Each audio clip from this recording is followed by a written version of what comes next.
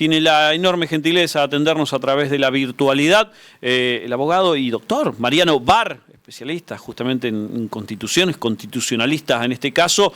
Mariano, Sergio Ferreira, Rodrigo Villarreal, te saludamos desde ATP. ¿Cómo estás? Buenas tardes. ¿Qué tal? Buenas tardes, Sergio. Buenas tardes, Rodrigo. ¿Cómo andan? Muy bien, muy bien. Bueno, ¿hay conocimiento de la importancia de haber votados convencionales y sobre todo teniendo en cuenta los cambios que se van a encarar en esta nueva convención constituyente? Mira, el conocimiento es según en relación a qué. Pero en términos generales yo creo que se puede decir tranquilamente que el grueso de la gente no solo que no sabe qué es lo que se votó el fin de semana pasado, no el anterior, sino que además la mayoría de la gente no entiende demasiado bien para qué sirve una constitución provincial en este caso. Quizás puede tener un poco más de idea de lo que es la Constitución Nacional, pero por ahí la Constitución Provincial tiene algunas particularidades que no sé si llega a estar al alcance de la comprensión de todos los santafesinos. Yo diría, y arriesgaría esto, por supuesto, sin tener más que intuición, que la mayoría no lo sabe, y que por eso está bueno lo que vos decías al principio, que están haciendo un esfuerzo por llevar al conocimiento de la gente todo este tipo de cuestiones. Mariano, ¿cómo pensás vos que le puede cambiar la vida a la gente la Constitución? ¿En qué puntos de la Constitución que ya existe, que se puede transformar o modificar, qué le puede cambiar la vida a la gente para mejorar? Bueno, eso es una pregunta un poco complicada en este sentido. Hay que evitar decirle a la gente que una reforma constitucional va a hacer que de un día para el otro su vida mejore. Una constitución lo que tiene es, por un lado, el reconocimiento de derechos y de garantías que tenemos nosotros como ciudadanos frente al actuar del Estado, y por el otro lado, al poder del Estado lo organiza y lo limita. Entonces, uno puede tener un proyecto de vida que tiene que ver con los derechos que nos reconoce la Constitución, pero si no hay un diseño institucional, que es esta segunda parte de la Constitución provincial, que diga cómo funcionan las instituciones que me van a garantizar esos derechos, y que esa regulación, si esa regulación no es transparente y no es eficiente, bueno, es posible que yo me empiece a encontrar con un montón de dificultades en el desarrollo de mi plan de vida. Instituciones fuertes y democráticas lo que nos ayudan es a poder desenvolvernos cada uno dentro de esa organización estatal como quisiéramos hacerlo. Ahora, por sí misma la Constitución no nos va a dar demasiadas herramientas para que nosotros hagamos lo que tenemos que hacer. Nos va a dar las herramientas, sí, para que nosotros podamos hacerlo, y si el Estado en algún momento lo quiere truncar, mejor dicho, o un gobierno lo quiere truncar, nosotros tengamos las herramientas para ir a exigirle a ese gobierno que hay determinadas cuestiones que yo tengo reconocidas como derechos que no me los puede dejar de lado por una cuestión coyuntural. Es decir, lo que me da la Constitución son herramientas para defenderme ante el Estado, para que yo pueda decidir libremente cómo desarrollar mi vida. A ver, eso es una Constitución. Digo, parece bastante lejano, ¿no? Sí, pero sí es muy importante. Te paso en limpio más o menos algunas cuestiones que se han manejado como comunicación política, como eslogan, propaganda. Sí. La unicameralidad, ¿es posible? Posible porque no está habilitado como tema para que la convención lo trate. A ver, repetime esto porque es importante, porque acá hay también un sector político que ha dicho que la convención constituyente puede llevar, puede soberana. Puede modificar algún artículo de la Constitución para que haya una sola Cámara, que no exista más el Senado, apuntan directamente al Senado. El caso de Amalia Granata, ¿esto es posible? No es posible. Y si me permitís un poquito más de tiempo, yo te voy a explicar cómo sostenemos o cómo es que explicamos nosotros el funcionamiento de la convención. Nosotros desde el derecho constitucional siempre planteamos que existió un poder constituyente originario, que fue el que creó la primera constitución, que es al único que le llamamos constituyente porque no estaba sujeto a ninguna otra cosa que lo ate, es decir, cuando se creó el Estado de cero. Pero al crearse la primera constitución, se limitó el poder de los convencionales constituyentes que tienen que venir después. Y entre esas limitaciones, si bien la Constitución se puede cambiar en todo o en alguna de sus partes, entre las limitaciones se estableció que las futuras convenciones constituyentes solamente pueden abocarse a tratar los temas que la ley de necesidad de reforma los autoriza. Los 42 puntos que se aprobaron, los 42 puntos que se aprobaron en la legislatura. De la ley, exactamente. Entonces, este poder no es más un poder constituyente originario, sino es un poder constituyente derivado, que deriva de las prerrogativas que le dio el constituyente originario, que le puso limitaciones. Una de esas limitaciones... A ver, ayúdame, Mariano, ayúdame a decir esto, para ser absolutamente, para ser contundente. No se puede eliminar el Senado. No se puede, y la Convención no se puede declarar soberana y tratar los temas que quiera. Bien. Entonces, a ver, cuando vos escuchabas ese tipo de falacia, ¿qué pensabas? O sea, ¿qué te corría por dentro? No, nada, porque entiendo cuál era el juego de la política en todo este debate.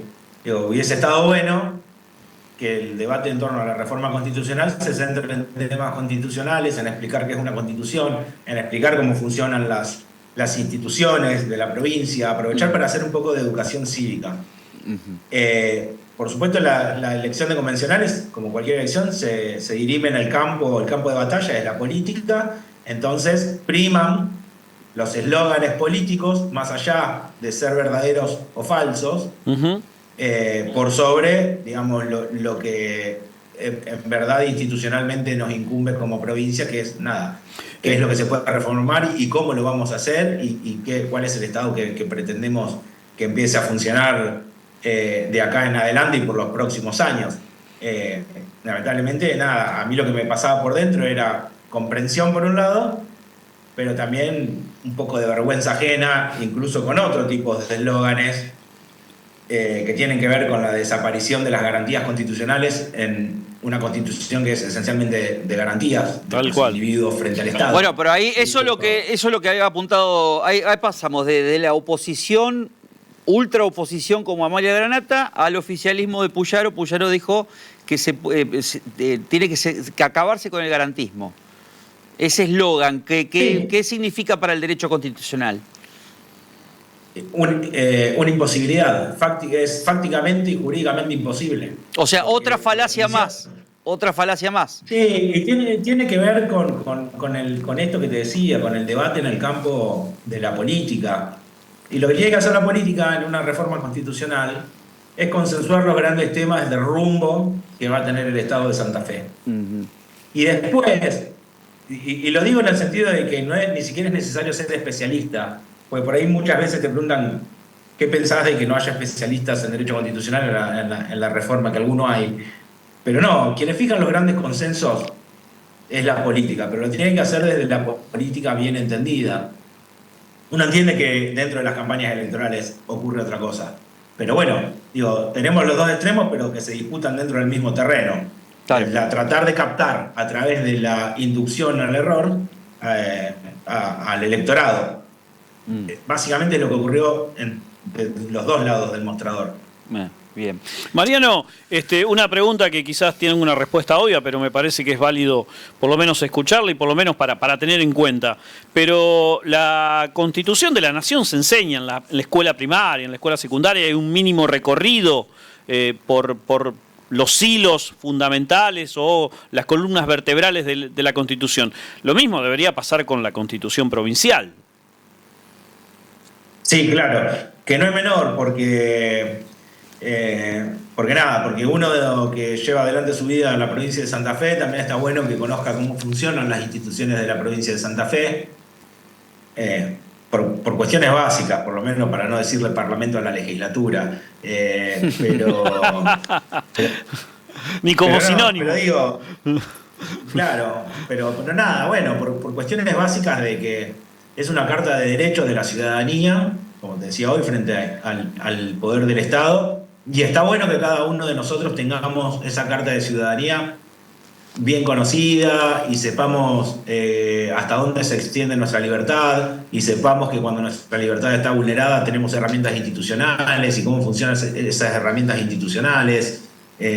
Nada, y saber dónde ir a golpear la puerta o a patear la mesa, según sea el caso, para cuando nuestros derechos se ven un poco vulnerados. A ver, Estaría buenísimo. otro tema que me parece importante es que las empresas públicas sean del Estado, que no haya posibilidad de sociedades mixtas, que no se conviertan en sociedades anónimas. O sea, ¿eso es posible poner dentro del articulado de la Constitución? Sí, sí, es posible. Y esto tiene que ver un poco con lo que yo te decía, que es la política bien entendida o entendida en términos de buena política. Decidir el rumbo de la política de la provincia de Santa Fe como política de Estado implica decidir esto: si la empresa provincial de la energía va a tener un perfil netamente financiero, en el sentido de que va a priorizar superávit operativo, o va a tener un rol social. De servicio público. Que va a ser una empresa que va a permanecer en manos del Estado, cuyo principal objetivo, tratando de ser lo más eficiente posible, va a estar en que la mayor cantidad de personas tengan acceso al servicio de luz. Lo mismo con el agua, lo mismo con la cloaca. Bueno, esa es la discusión política que se tiene que dar y no la discusión de si va a haber o no va a haber garantías o si va a haber o no va a haber Senado. Y te lo doy con un ejemplo muy claro. La ley de necesidad de reforma tiene entre los puntos a considerar el derecho al acceso al agua. Que eso no está en la Constitución Nacional, se desprende de un montón de instrumentos, pero no está expresamente en la Constitución Nacional. Y la provincia de Santa Fe, si te pones a hacer memoria, zigzagueó entre privatización y estatización. no apuntaba ahí. Cuestión, a una política de Estado. Yo creo que empezó con Obey y fue luego por Wiener, pasó por Bonfatti, Lifchit, Omar Perotti y lo continúa hoy Maximiliano Puyaro, que es la política de acueductos. La forma de llevar agua y de garantizar el derecho al agua es a través de la construcción de acueductos. Eso es en la provincia de Santa Fe una política de Estado que se puede constitucionalizar. Es decir, la provincia de Santa Fe prioriza como un derecho el acceso al agua y por lo tanto la política pública de Santa Fe o forma parte de las políticas públicas de Santa Fe. Y esto lo que hace es sustraer de un posible o de un eventual gobierno que circunstancialmente ascribe a un determinado discurso político, por ejemplo, de supresión de la obra pública, no lo puede hacer, porque en la provincia de Santa Fe va a seguir siendo una política de Estado llevar el agua potable a cada uno de los... Ahora, diste en la tecla, porque si vos instalás un discurso anti-obra pública, bueno, yo he escuchado un montón de candidatos que han dicho vamos a traer las políticas de Milei a la provincia de Santa Fe. ¿Cómo pensás vos que va a actuar ese sector político en esta Constitución? Propondrá un sistema constitucional con un Estado mucho más retraído, se someterá a sus ideas y se confrontarán con la idea de los demás constituyentes y ganará el que tenga más votos a la convención. Eso funciona así, pero porque la democracia es un sucedáneo del discurso moral, decía Carlos Nino. Esto quiere decir que lo que en un tiempo y en un lugar determinado está bien considerado, en términos morales, éticos, de política pública, se dirime en definitiva a través de la representación política. Por eso nosotros elegimos convencionales, y para garantizar la pluralidad de voces, pero también para garantizar una representación política legitimada para tomar decisiones para los próximos años, que se legitimó con el voto de la ciudadanía. Bueno, cuando escuchás, por lo menos de mi parte la última pregunta, cuando escuchás, por ejemplo, el discurso de la locomotora Olivera diciendo que quiere darle rango constitucional al deporte social, al deporte, para sacar a los chicos de la calle, que no hagan macana en la esquina. Voy por los chicos, digamos que el 60% de los chicos menores de 14 años son obesos. ¿Se necesita reformar la Constitución o se puede hacer a través de una ley? No, es lo mismo que te decía con el agua. Si nosotros queremos que el deporte, sinceramente no la escuché a la ya electa convencional Oliveras, pero no es un planteo descabellado plantear la necesidad de incorporar el deporte social como un derecho o como una política de Estado de la provincia de Santa Fe. Lo mismo que te decía con el agua. Bueno, y el rol de la política es ese, determinar si va a ser prioritaria el agua o no lo va a ser, y de determinar si el deporte social va a ser prioritario o no va a ser para la provincia de Santa Fe en los próximos años. Digo, en todo lo que se ha escuchado, de hecho, no parece uno de los... O sea, lo menos descabellado de esos discursos fue lo de la locomotora. O sea, pero no se puede hacer a través de una ley. O sea, yo explicaba hoy, antes de la nota, de lo que significa el poder constituido y el poder constituyente. ¿No lo puede hacer tranquilamente la legislatura, el poder constituido?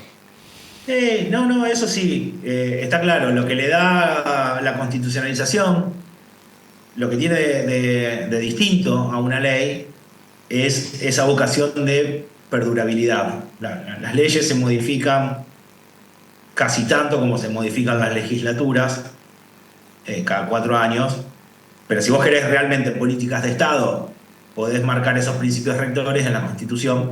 Claro. En el caso de Santa Fe, por ejemplo, demoró 63 años en reformarse, no es lo ideal tampoco, pero digo, tiene mucha más vocación de perdurar a través del tiempo que una ley de legislación ordinaria.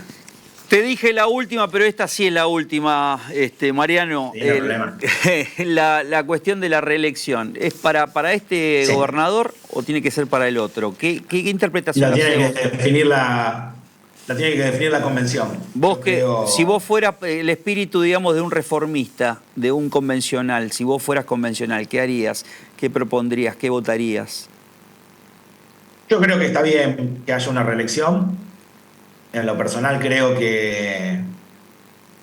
Después tengo un amigo que me dice que siempre hablo si yo haría, si yo fuera, si yo dijera. Pero bueno, yo en lo personal no estaría de acuerdo en que el gobernador que ha jurado por la Constitución de 1962, con las reglas constitucionales vigentes al momento de asumir, después pueda cambiarla y acomodarse.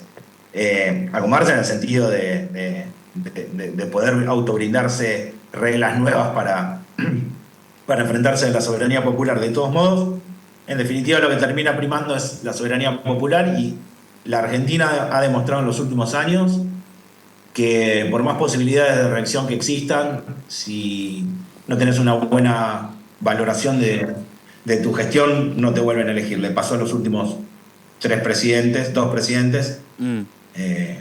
Y bueno, y las posibilidades de reelección en Nación existen, digo, y bueno, y ha pasado que los últimos 2 no han sido reelectos. Eso queda claro. O sea, la legitimidad es otra cosa, ya después vas a un sufragio donde entran distintas... No, por eso yo lo aclaro. Ahora, está bueno lo que decís. Vos para este gobernador no le darías una reelección, porque hay muchos que dicen, no, este gobernador quiere un traje a medidas, o sea, quiere que la reelección exclusivamente, digamos, para eso se hace la reforma. ¿Vos pensás que no debe ser para un gobernador que juró por una constitución de la de 1962? En mi valoración personal, no debería serlo. Te diría, no que está trampeando las reglas, pero sí que por lo menos las está haciendo un poco chicle para su conveniencia, digo, pero bueno, eso también lo define la política, y hay que ser muy respetuosos de las decisiones de la política, me parece a mí, porque en definitiva es, para bien o para mal, es el único mecanismo institucional y democrático que nos queda. Espere, Bar, dije la última, pero me vienen surgiendo cosas así mientras estoy hablando y te estoy escuchando. La legitimidad de el voto del 13 de abril, que haya un 52% de gente que no fue a votar, ¿pierde legitimidad la Asamblea Constituyente? No formales, pero sí creo en términos materiales es una convención un poco deslegitimada. No significa que el resultado del producto después de la convención sea malo, pero tampoco que es que haya sido lo deseable. Lo deseable hubiese sido, por supuesto, una mucho mayor participación y mayor interés de la ciudadanía. Pero tampoco le podemos exigir a la provincia de Santa Fe que se haga cargo de un fenómeno global, porque la verdad que esto que ocurre acá, y yo creo que no hubo esfuerzos del gobierno provincial para que este sea un tema de agenda pública, pero más allá de eso, también es cierto que hay un fenómeno ¿No global. hubo información o hubo desinformación? Que no son lo mismo. No sabría decírtelo. ¿Cómo extraño el bar, cómo extraño el Mariano Bar de rock and roll, eh? O sea, te la jugabas más antes, cuando éramos más chicos, eh. Es una cosa... Sí, pero era muy imprudente. Bueno, doctor, muchísimas gracias por esta entrevista, eh. Por favor, a ustedes.